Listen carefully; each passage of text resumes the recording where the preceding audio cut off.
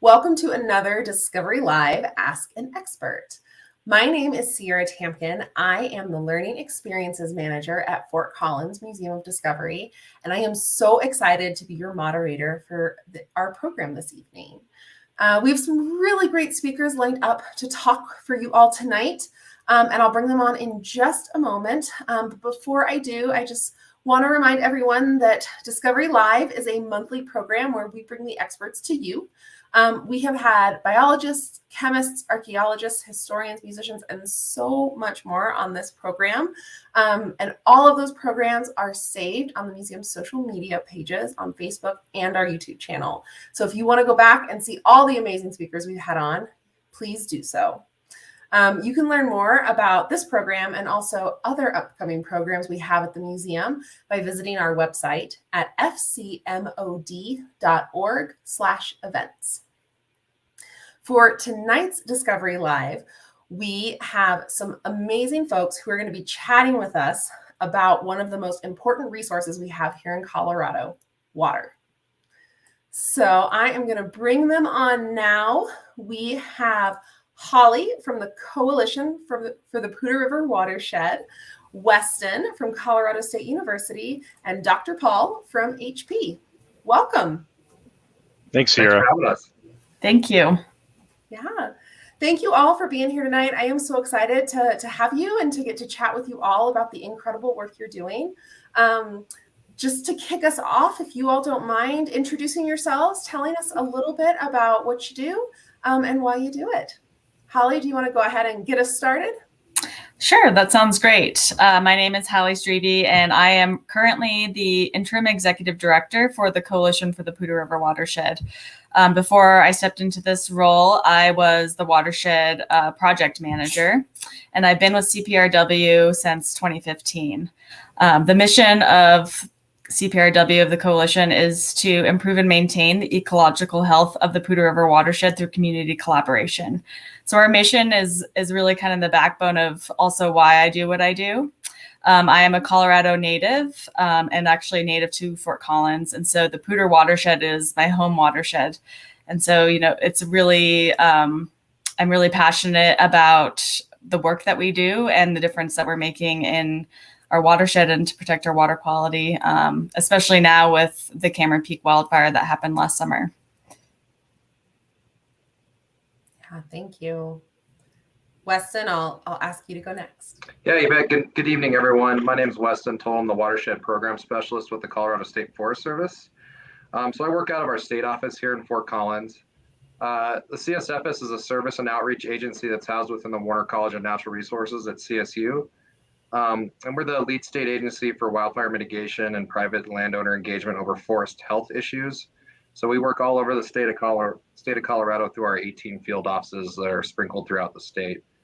In my position, I represent the agency on various statewide watershed collaboratives.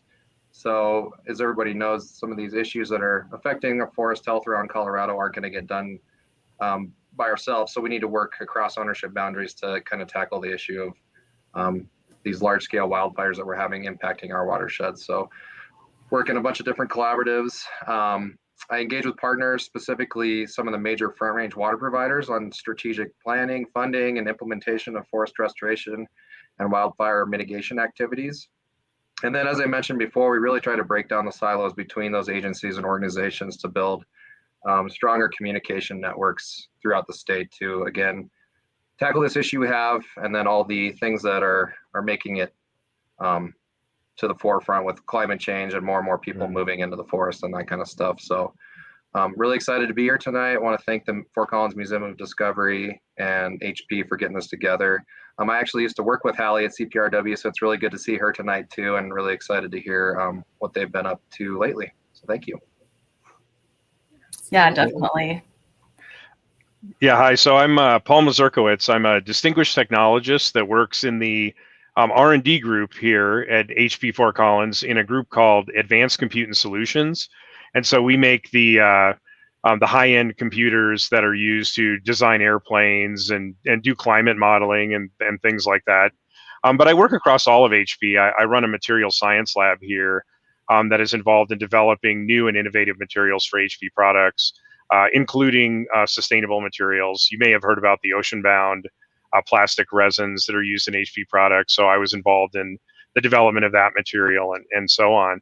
And the local Fort Collins HP community here is very, very passionate about sustainability in general. And we've really been trying to get more involved as a company in the local community, hence the interactions that we've had, with Haley and Weston and their organizations. So I'm going to talk a little bit about those interactions here. And then also some of HP's sustainability goals in general for those of you that might not be familiar with them. So yeah, thanks for coming. Yeah, that sounds great. Well, it's really exciting to get to hear about how our local businesses are supporting our natural environments and how, all of us, no matter what we're doing here, we have an opportunity to help improve our local environmental impacts and all of that. So thank you all for being here. I am so excited to get to talk with you more. Water, and especially water in the West, is something that I am really interested in as a topic. I think it's just fascinating. So I cannot wait to get into that. But before we start our conversation, Paul, I know that we were going to have you share a little bit about the work that HP is currently doing. So let's go ahead and get that kicked off. Okay, so I just wanted to go through and talk a little bit about HP's sustainability goals and then how they tie into some of the water conservation efforts and forest conservation efforts that we've been working on locally and actually around the globe with HP. We are a worldwide company with offices in almost every country in the world. And our stated sustainability goal is by 2030, we intend to be the most sustainable and just technology company in the world, right? And we want to be a lighthouse. In other words, we want to lead the industry in this area and are setting up the resources to do this. The cool thing is that HP, this is one of the reasons I joined HP 24 years ago, is that HP has always had a history of sustainability, even before it was something that we were publicly talking about a lot. Our founders, Bill and Dave, were very into being good stewards of the communities that we were part of. And the good news is that philosophy persists to this day, and even more so, more than ever. And so really quickly, what does most sustainable and just actually mean? Well, if you look at our 2030 vision, and again, this is all publicly stated, it's out on our website. As far as being sustainable, that's all around climate action, right? That's addressing our carbon emissions and the waste that's produced in the electronics industry, and also how we treat forests, right? HP is a printer company. Most people are familiar with that fact. And as a result, there's a lot of paper involved, and we want to make sure that we are not damaging these forest ecosystems through the use of our products. And I'll talk a little bit about that in a second on how we do that. As far as being a just company, what does that mean? That really involves our human rights and digital equity goals, right? So around human rights, we want to make sure that we're creating a very powerful culture of diversity, equity, and inclusion across the entire world, right? We don't want technology to be just for one kind of person, and we don't want the people developing technology to be just one kind of person either, right?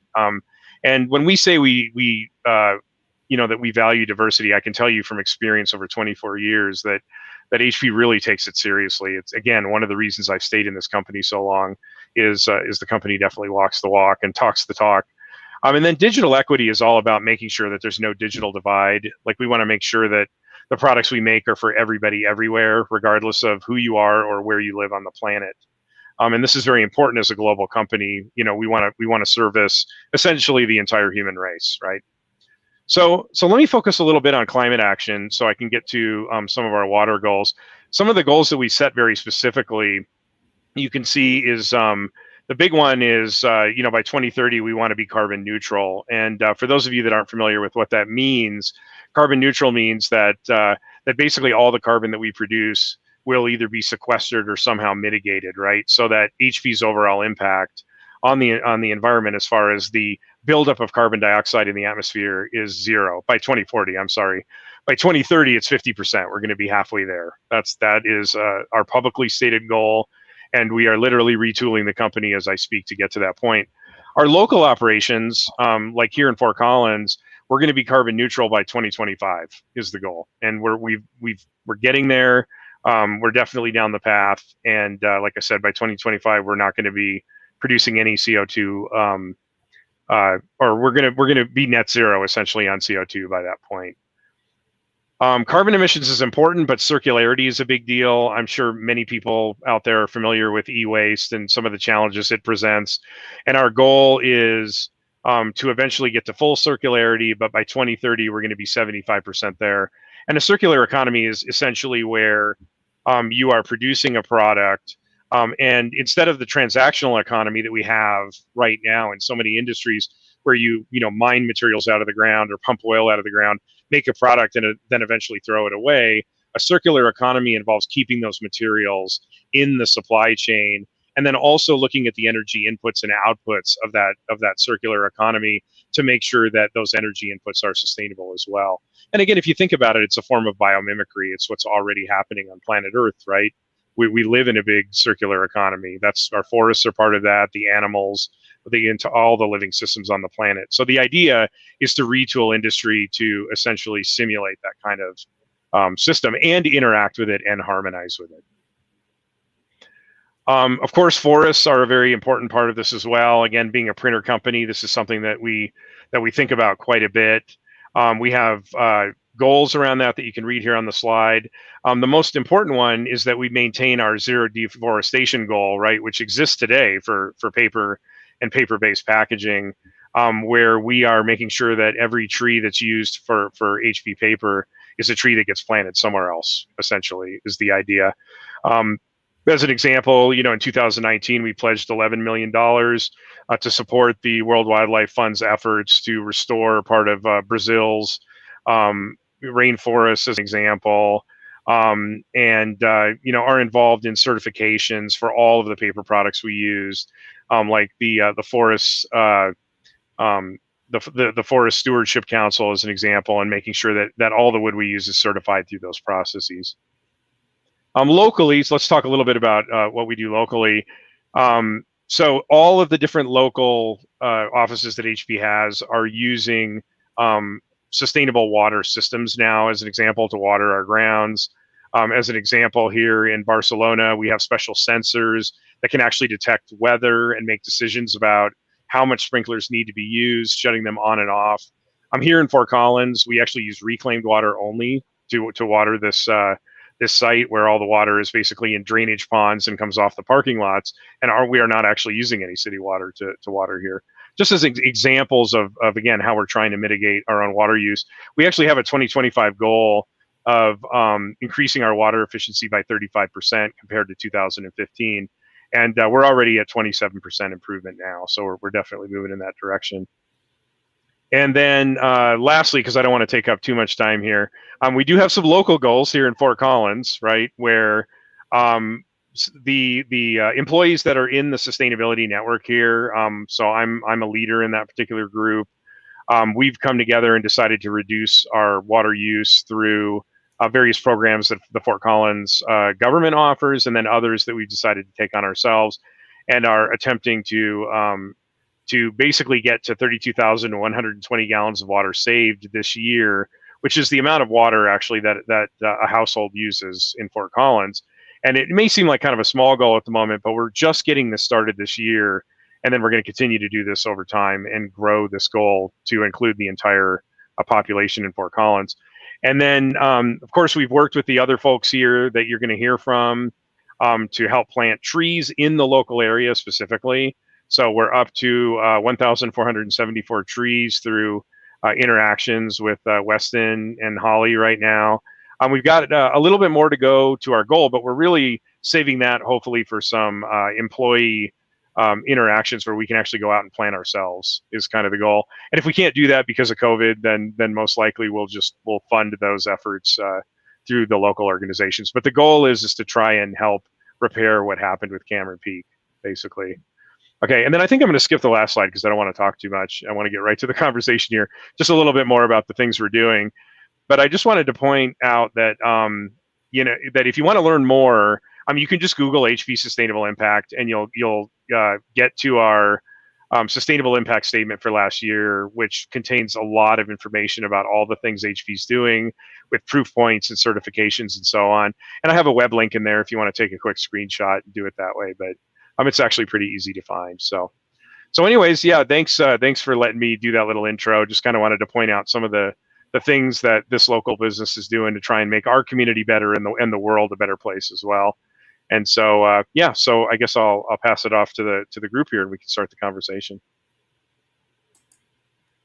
Thank you, Paul. That was great. It's always so interesting, I think, to see how different businesses and different organizations approach conservation, and in particular, carbon footprints and water conservation, because there are so many different ways for us to get there, and so many different things that go into this kind of work. So thank you. It was really interesting, and to see everything that HP is doing to try to mitigate their own environmental impact and water use. I'm not sure that's something that we all think about, the water required to produce the materials that we use. Oh yeah. I think it's easy to think about water in terms of drinking and bathing and our own personal uses and how we see it every day. But we use water for a lot more than just keeping ourselves alive. Yes. Yeah. There's a lot of water use in industry, right? In almost every industrial process that involves materials, right, uses water at some level, and that's why it's important for companies to definitely set visible goals, right, on how they're going to reduce that and make sure that we have the water to drink, right? We certainly don't want to be competing with that. Yeah. Absolutely. Yes. All right. Well, we'll just dive right in. I just want to remind everyone watching that if you do have a question, you can go ahead and leave it in the comments below, and we'll go ahead and do our best to get that answered. To start us off, though, I have a question, probably for Hallie and Weston. Although, Paul, if you know the answer, you jump right in. But I am wondering if you could talk to us a little bit about what exactly a watershed is, and what keeps a watershed healthy or unhealthy. Hallie, you want to take that one? Sure. So a watershed, we all live in a watershed. So the Poudre watersheds, to just give an example, the headwaters start in Rocky Mountain National Park and go all the way to the South Platte River. So the Poudre has a confluence with the South Platte River, and that is the end of the Poudre watershed. So it's basically any common area where water drains into one river, one stream. And within each watershed, there can be sub-watersheds. So within the Poudre watershed, we have lots of little sub-watershed, little drainages that are actually that we're focusing on doing work with after the Cameron Peak fire. So kind of, focusing on a smaller watershed scale. And in terms of what makes a watershed healthy, that's a tough question, because every watershed is different. But to me, the definition of a healthy watershed is one that is resilient. So one that can bounce back after, a fire or a flood quicker than others. So, that's really one of our main goals, and it has been since our formation after the High Park fire in 2012, is to increase the resiliency of the watershed. So when future events happen, our watershed is able to bounce back and recover quicker than it would be otherwise. That's great. Thank you. Yeah. Weston, you were going to jump in. I was going to say, I couldn't have done a better job of explaining that. So good job, Hallie. So yeah, this idea of water resiliency is really interesting. What are some of the ways that you work to improve that? What techniques and tools and processes are you using? I can jump in and talk really quickly, Hallie, and maybe you can piggyback off me. Sure.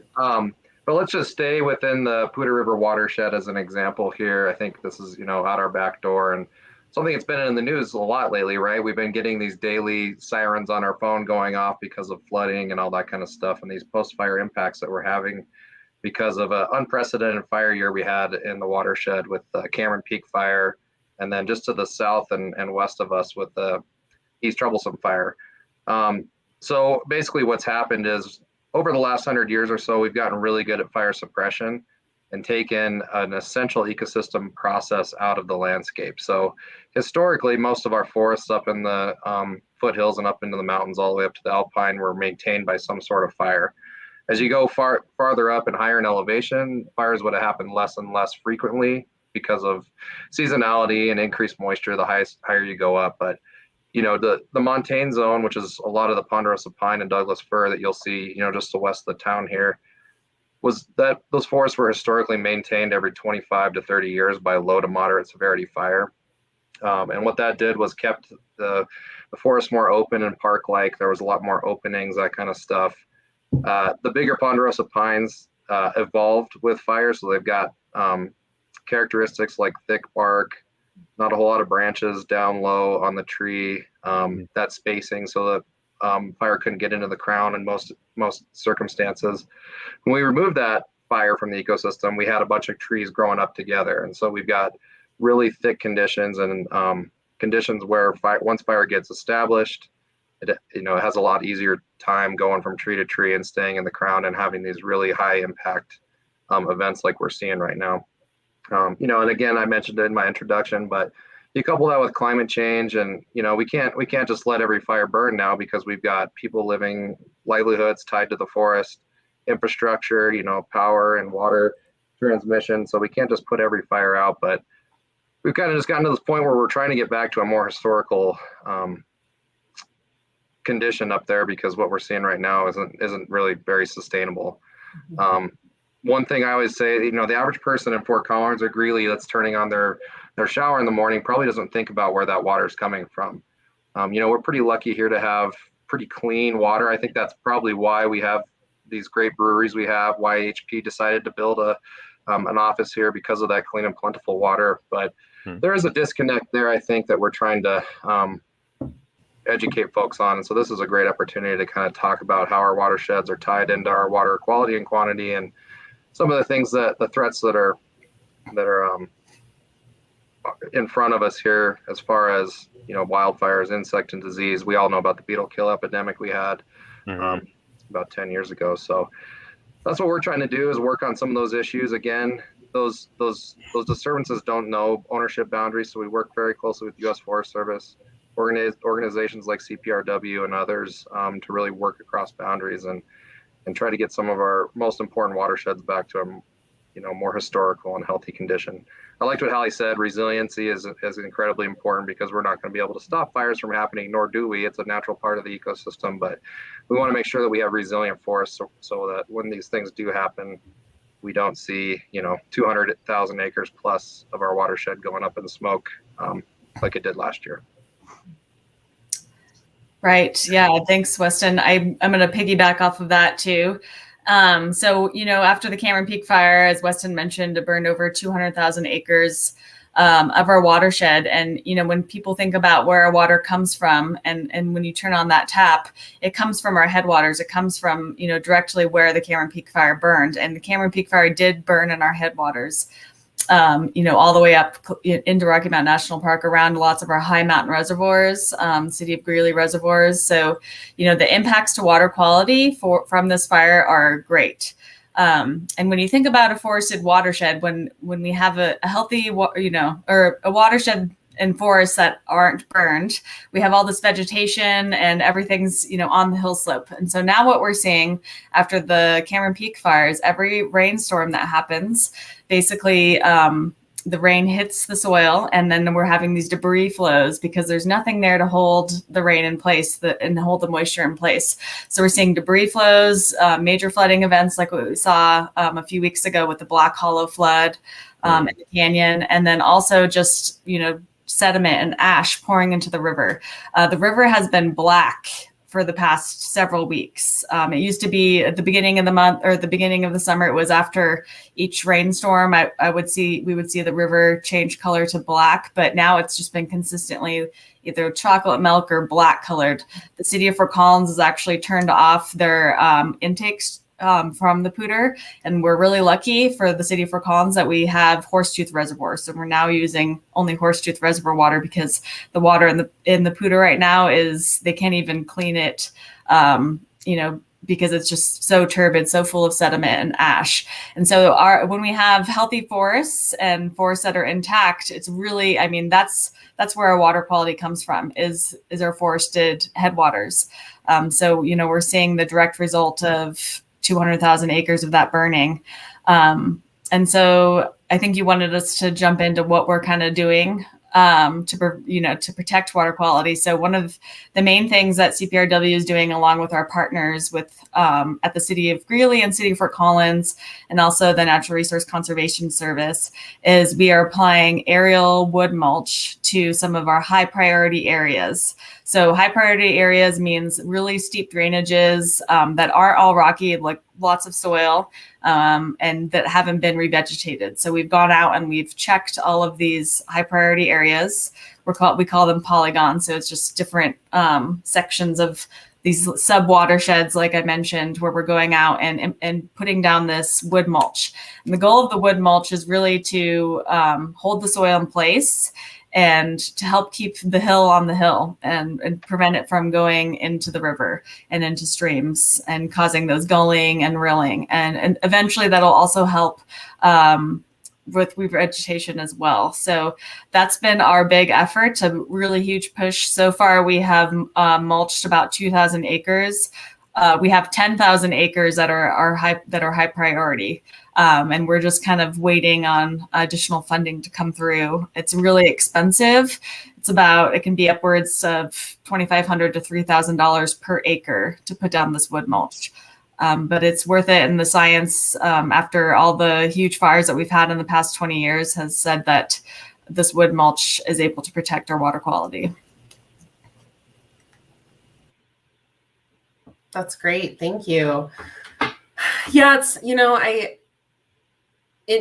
no matter how many times I talk about it, it never really ceases to amaze me how interconnected everything is. You know, we're here to talk about water, but we're actually talking about trees and mulch and the ground above the rivers, because that is what creates that stable ecosystem and healthy watershed. So yeah, I think it's always a good reminder to have that when we're talking about the environment, we're never really talking about one single piece of it. We're always talking about that interconnectivity. Right. Yeah, exactly. Yeah. So I'm curious. So you're taking care of the watersheds, and this is, something that your organizations are doing. What can individuals do who might be watching and say, "Oh my gosh, I have to get out there and help save our watershed"? What can people do? Are there things that they can do with your organizations, or even things that we can do in our day-to-day lives to help with that? Yeah, I think so. Do you want to go for it, Paul? Well, I was just going to say, one thing you can do from a corporate point of view, right, is hold companies accountable, right? Like hold HP accountable, right? Hold any company that you buy anything accountable. Like we were talking about earlier, water is something we all use, right? And forestry is also very important to most companies, especially when it comes to packaging and documentation and other things like that. Is definitely do the research and engage with companies that have real goals, right? That they're setting that goals that are, third party audited, goals that are certified. Definitely if you really care about this as a consumer, if you really care about sustainability, there's a lot of information out there, and make sure that the companies that you're doing business with have these kind of goals. Like, I'd strongly encourage everybody to do that. It's the consumer. Ultimately, the consumer has all the power, right? It's like we get to decide what we buy, and so really, put your money where your heart is, I guess. Would be one way to think about it, and hold companies accountable for sustainable behavior. Yeah, that's a great point. And I think I'll kind of jump off of that in terms of if you live in the Poudre watershed, if you live in anywhere from Fort Collins, Windsor, Timothy, Greeley, this is all, the water quality issues that are happening from the Cameron Peak fire are all things that you should care about and be involved with. Whether it's, talking to your representatives, encouraging, more funding be brought into the state for wildfire work and restoration work. There's lots of things that you can do from, a personal standpoint to advocate for the place that you live, and your home watershed, wherever it might be. In terms of, work, helping CPRW, we definitely will have plenty of volunteer opportunities coming up over the next several years. We're in it for the long haul. After the High Park fire, we had projects, post-fire restoration projects, up to 7 years after the fire. So right now we're, focused on the hill slopes, and then once the hill slopes are taken care of, then we'll start to dive more into the streams and the river pieces. So the rivers, as we've seen from the Black Hollow flood, will change. All the hydrology is going to completely change without that vegetation. And so there's going to be lots of other projects, stabilizing riverbanks and, trying to hold streams in place and revegetating, planting willows, planting trees, and some of the high burned areas. So definitely stay in touch with us. And keep a lookout for our volunteer opportunities. We also have a citizen science water quality monitoring program. So we partner with CSU and the Rocky Mountain Research Station to collect water quality samples in the upper watershed. And we had started this program about 3 years ago. And the original intent was to track the impacts of prescribed fire on water quality compared to natural fire or big fires like High Park and Cameron Peak fire. So we have been collecting water quality samples with volunteers in streams above and below areas where prescribed fire was implemented, and then also in areas that were burned naturally from the High Park fire, and now with the Cameron Peak fire.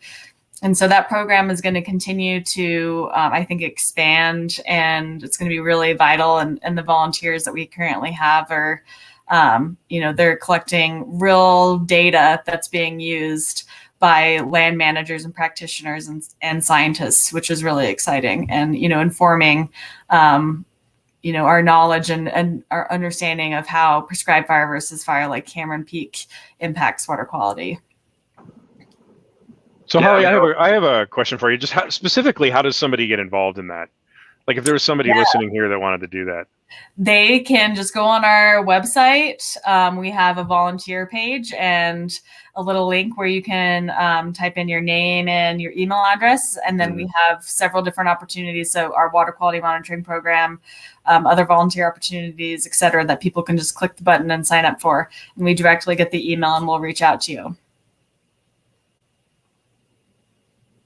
Yeah, I was just going to say, I think that's huge, helping out organizations like CPRW and Wildlands Restoration Volunteers, some of these nonprofits we have in our area that are huge resources. I don't know what we'd do without them in times like we're experiencing right now, just really bringing people together and trying to tackle these issues all together. So definitely encourage people to do that.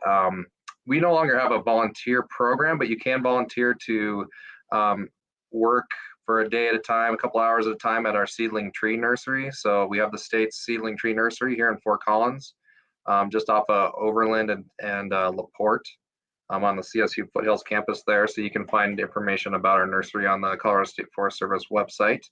A lot of those seedling trees are going to be planted in a lot of these burn areas to help stabilize the hillsides like Hallie was talking about earlier. And then the other thing I would say is just becoming more educated. I think, like I mentioned before, turning on your tap, realizing where that water is coming from and how much work oftentimes that water, had to go into getting that water to you. Hallie mentioned earlier Horsetooth Reservoir. That's actually full of water from the Colorado River. It's moved through a series of tunnels and ditches from the Colorado River Basin across the Continental Divide through the Big Thompson and into Horsetooth. So a lot of people don't even know about that, right? So stuff that happened on that side of the hill can impact our water in Fort Collins too. And so we saw that over there too with the East Troublesome fire. So just being educated on that, knowing some of the issues that are facing our forests. What we talk about treating an acre, we can go in and use mechanical thinning or machinery to try to thin out the forest and mimic that natural process. But that can get pricey too. You're looking at about the same $3,000 an acre or so on average. Unfortunately, our trees aren't worth a whole lot on the arid West, and so we have a hard time actually getting that material to market. It's all small, spindly stuff. We also have other tools at our disposal too. So we can use prescribed fire, which is when under a certain set of circumstances, we can actually intentionally light a fire, in the fall or spring during a burn window. And that's a much cheaper treatment option. But along with that, there's a lot of political issues. There'll be smoke impacts and definitely, it is risky doing that. But, I would say we would be remiss if we're not using every tool that we have in our toolbox to try to tackle this issue. I think Hallie touched on it before. These communities in northern Colorado wouldn't be here without the Poudre River. We live in a very dry place, and it's so key to life here, not only humans, but animals and agriculture and everything else we have going on here. So I think education is just really huge, and there's a wide variety of resources available through the internet or even at CSU through the Warner College.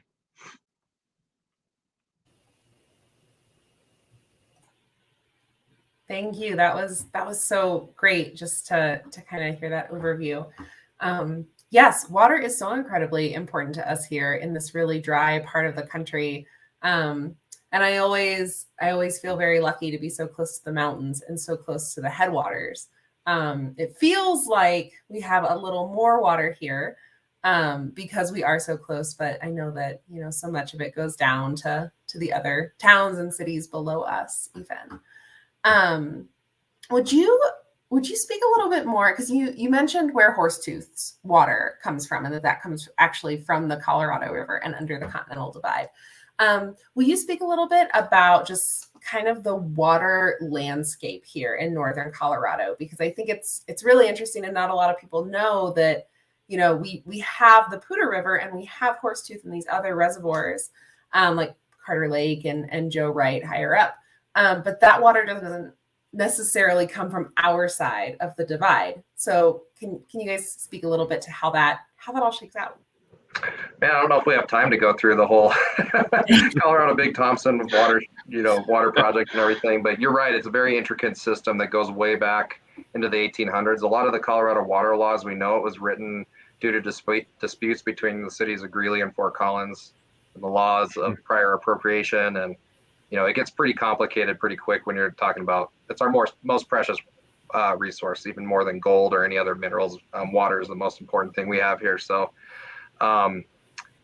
there's a big, we have a Northern Water Conservancy District is a big water provider here in northern Colorado. They provide a lot of ag water through a lot of those reservoirs that you just mentioned, Horsetooth and Carter are two of their systems. And so they're the ones that administer the series of ditches and pipes that bring water over from the west slope.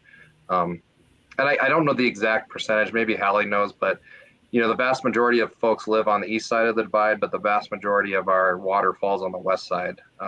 So they get a lot more snow over there, as you guys know. And so that's kind of the reason for moving that water over here. And I think people on the west slope would have their own opinion on how that works out. Like you mentioned too, Sierra, I think Colorado is so important for many states downstream. We deliver water to 19 states and Mexico downstream through a series of different water basins. And so snow that falls here during the winter is very important for irrigation on the Great Plains states and the series of reservoirs on the Colorado River and the Rio Grande and Arkansas and all the other rivers that start here. So there's a very intricate system. I'm not an expert in it by any means, but again, that kind of goes back to there's a lot of resources out there and maps that kind of show how our water is moved around. It's pretty intricate for sure. And that's what we work very closely with a lot of those major front range water providers that I had mentioned before. We work with Denver Water on the Forest to Faucets project. So Denver Water is really stepping up to the plate. Northern Water, Springs Utilities, Aurora Water to put money towards forest health treatments to try to avoid what's happening to around these really important water storage reservoirs, because they don't want what's happening around here to happen. They've had, the Hayman Fire of 2002 was kind of the learning lesson there, and that Denver Water's still dealing with that 20 years later.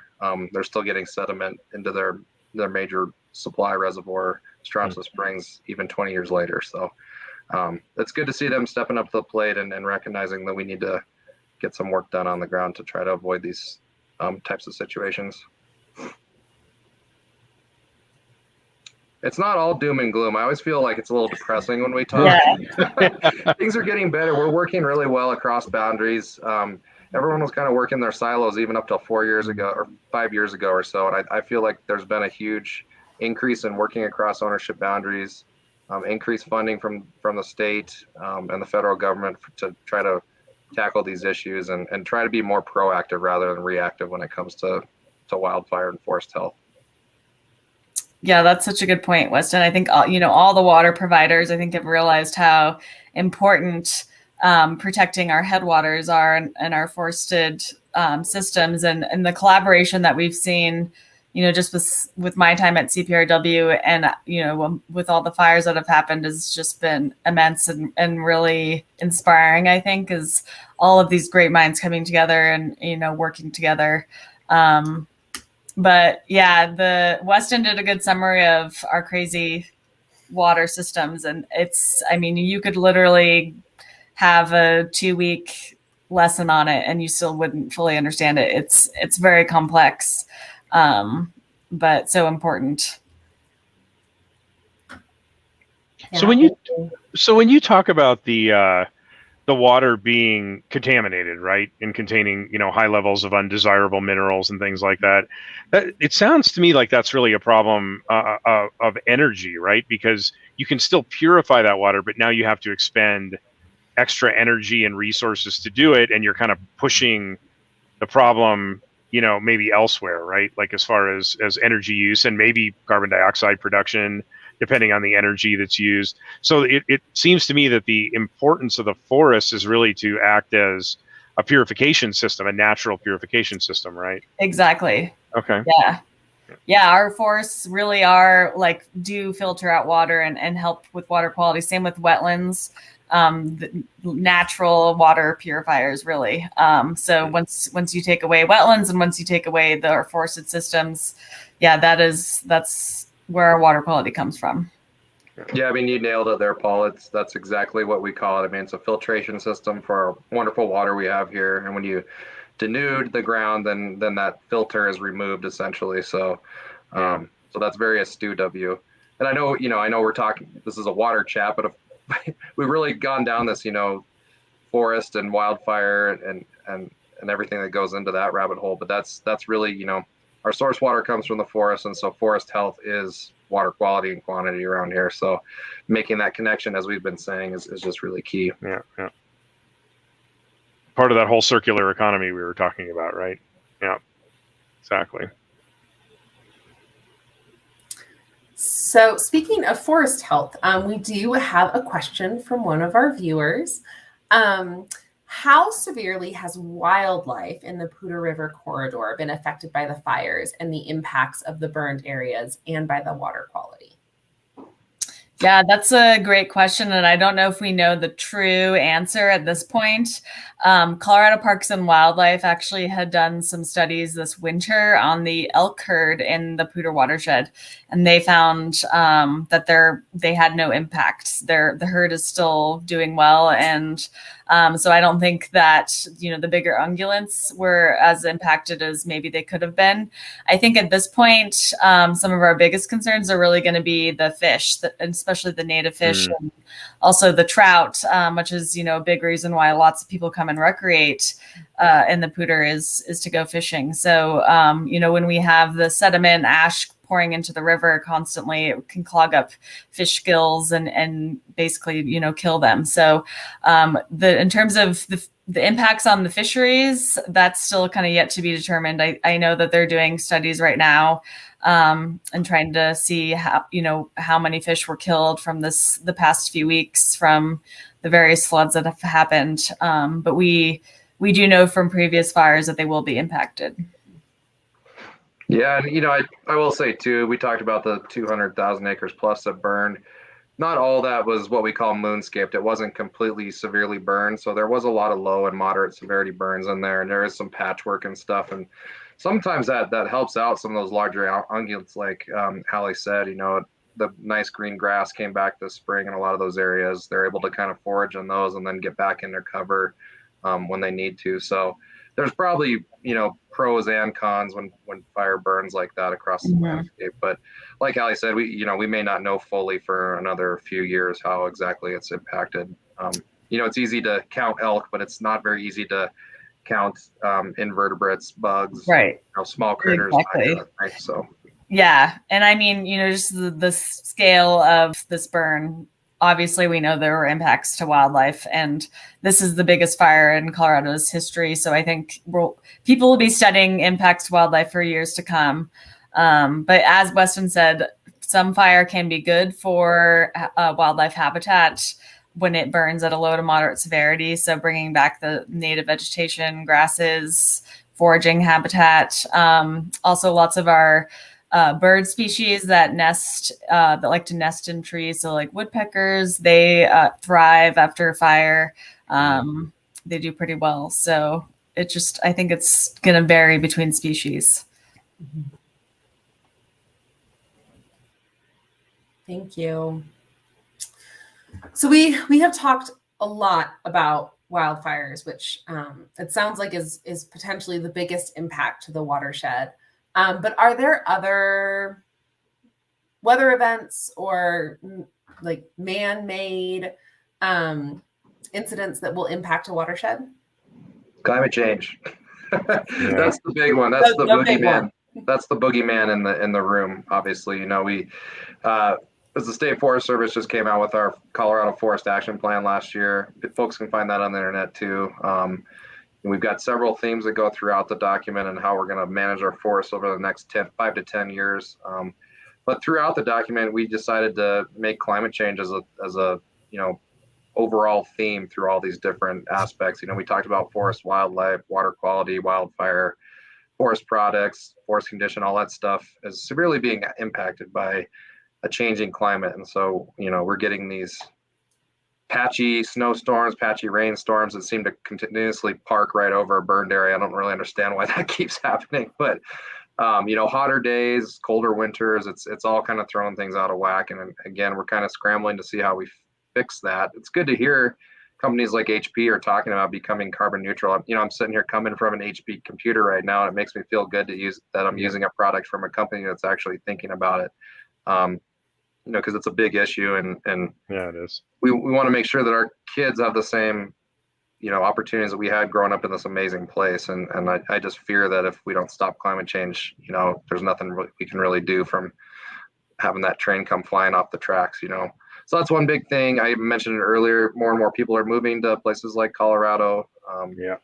Good place to live. We got great beer. We got overall great climate comparatively. It's a great place to live, and of course people want to move into the mountains, and so that makes things more complicated too, because we've got what we call the wildland urban interface, more and more people living there, and so when fires do burn, we do have bigger impacts on people's lives and homes and power and water and all that kind of stuff. So there's a couple big ones in my mind.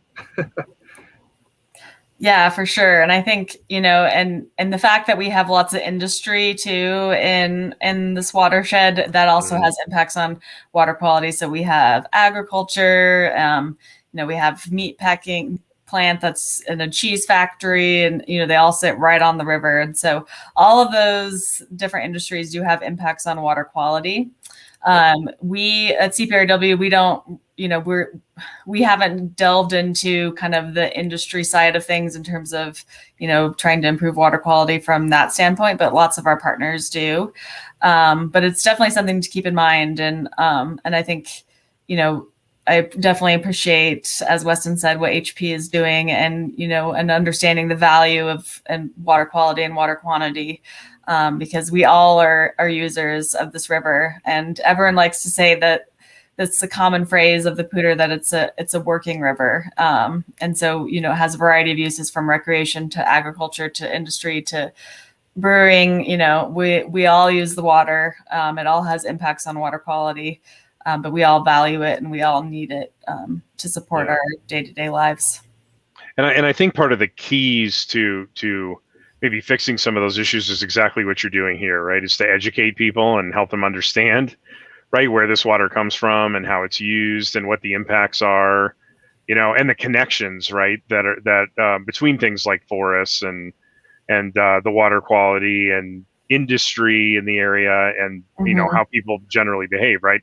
It's all interconnected, and once you understand how it is, then you can actually start changing your behavior, right? And individuals can definitely make a difference. Again, while I still believe that, when it comes to climate change, that companies, like HP and others, we have the majority of the responsibility, right, to not just mitigate climate change, right, but to reverse it, right, and get back to where we were potentially in pre-industrial times. But like I said, that people, and I've said this once already, is people have the power to influence that by doing business with companies that have real goals, right, that can be measured and understood, right, and are making an effort to communicate this kind of stuff, out to the general public. So, anybody out there, right, can be involved in that. You don't have to be part of a company. You don't have to be part of a specific initiative, right? Like, everybody can take the opportunity to educate their friends and neighbors on these kind of things that they've learned here and in other places as well. Yeah, got to spread the word, right? Yeah, exactly. Yeah, I mean, there's a wide variety of stuff. We live in a pretty cool place. City of Fort Collins is really big on becoming carbon neutral too. So there's, we've taken advantage in my personal life of some of the things, trading in the gas lawnmower for an electrical one, and the city will give you a rebate, and the same for, water faucets and lights in your home. So that's a really cool thing that you can take on a personal level. If we all do that, then pretty soon we're going to start tackling the issue. But again, yeah, it's great to have companies like HP and New Belgium and Odell and Otter Products and all these great, CSU is one of the most green universities in the country. And so it's really great to have a lot of these local, companies and nonprofits and universities and everything kind of stepping up to the plate to address the climate change issue. Yeah, absolutely. It really makes it a lot easier to live here, knowing that we have so many organizations and people who are so committed to making sure that living here is really great for not just us, but future generations. And speaking of future generations, I always like to ask this because I am loving this conversation, but we are fast approaching the end of our hour together. So I always like to ask if, we have some young, passionate kids out there who are watching, who have decided this is it. This is my future. I'm going to save the watershed, and I'm going to stop climate change. And here I go. What would you recommend they do to get into the fields you're in, to end up doing this kind of work? What are your recommendations? Where should they start? That's a good question. I mean, the natural resource field we've got one of the top universities again in our backyard here. CSU has a wonderful forestry and natural resources school. It goes way back into the early 1900s. So if you're looking for education, you can go there. Front Range has a great program. I think volunteerism is really cool. I'm like Callie, I'm from Colorado. I grew up down in Boulder. And so my first job was actually as a junior ranger. So I did trail work when I was 14 and 15 years old. And that's what kind of got my foot in the door as far as wanting to do this. And you definitely have to, you kind of start out maybe doing more field work and work your way into more of a desk job if you want to, like Callie and I are now. But if you like to work outside and like to tackle hard problems like this, then it might be a good career path for you for sure. Yeah, definitely. I think, for a career, any career sources, and probably science in general, if you have the passion there, and you have to be passionate about it because it's hard work but it's worth it. And if the passion is there, then you'll make it happen. And this is a great community to get interested in natural resources and watershed and everything that's happening. There's tons of free programs that go on. The City of Fort Collins, I know, puts on lots of different events and things that kids can participate in. Rocky Mountain National Park has different programs for kids as well. There's tons of resources. There's also the Environmental Learning Center in Fort Collins, and then also the Poudre Learning Center down in Greeley. But I think, there's lots of ways to start educating yourself now. I also think it's worthwhile to reach out to other experts and other people in the field and just get their take on it and, get their advice. Maybe see if you can go out in the field one day with a biologist from Colorado Parks and Wildlife, or go out in the field, volunteer and go out with CPRW or another group like Wildlands Restoration Volunteers. So there's lots of ways to kind of, either stick your toes in the water or dive right in and see if this is really what you want to do. But I think if the passion's there, then you'll make it happen. Yeah, and just from a corporation point of view, I got really interested in sustainability back in college and in grad school, like at Oregon State. I was part of the Environmental Health Sciences Center there, and HP happened to be in town, right? And making ink and that kind of thing.